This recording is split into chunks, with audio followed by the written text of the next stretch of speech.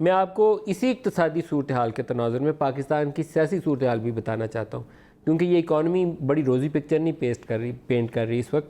اور ایسے موقع کے اوپر مولانا فضل الرحمان نے کہا ہے کہ مارچ شروع ہوگا 27 سے، اسلام آباد کو ہم 31 کو داخل ہوں گے. اپوزیشن والوں سے ابھی پوچھتے ہیں کہ انہوں نے کیا کرنا ہے، لیکن وزیر داخلہ صاحب کا بھی ایک بیان ہے، وہ بھی سنوا دیں. کیا کہا انہوں نے آج؟ میرے خیال کے مطابق مولانا صاحب نہیں آئیں گے، مجھے خود بھی لگتا ہے، because this is a suicide. مجھے پوری امید ہے انشاءاللہ کہ وہ نہیں کریں گے. لغاری صاحب آپ بتائیے جناب، آپ آ رہے ہیں کہ نہیں آ رہے؟ جی خودکشی ہے وہ کہتے ہیں. سر پہلے تو یہ بتائیں انٹیریئر منسٹر صاحب کہ خان صاحب نے اپنی پہلی قومی اسمبلی کی تقریر کے اندر ہمیں دیگیں اور ہر چیز دینے کا وعدہ کیا. وہ ایک جمہوری احتجاج جو ہے وہ سوئسائڈ کس طرح بن گیا؟ آپ دیکھوں کے چکر میں آ رہے ہیں؟ نہیں مجھے تو یہ سمجھ نہیں آ رہی. ہم تو ابھی تک جس صورت میں آئیں گے، جس شکل میں آئیں گے، وہ ابھی تک ہم لوگوں نے اپوزیشن کے اور پارٹیز نے نہیں ڈیسائیڈ کیا کہ کس طریقے سے ہم لوگ شمولیت کریں گے.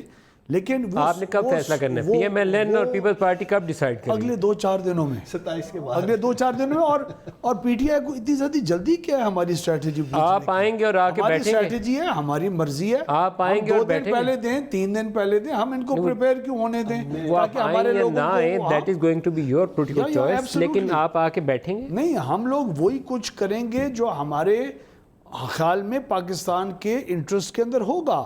اور اگر پاکستان کے انٹرسٹ میں آ کے بیٹھنا ہوا تو بیٹھیں گے، ایک دن کا اظہار کرنا ہوا تو ایک دن کا کریں گے، ایک دن کے اظہار کے بعد اس کو ملک گیر کے لے کے جانا ہوا تو وہ کریں گے.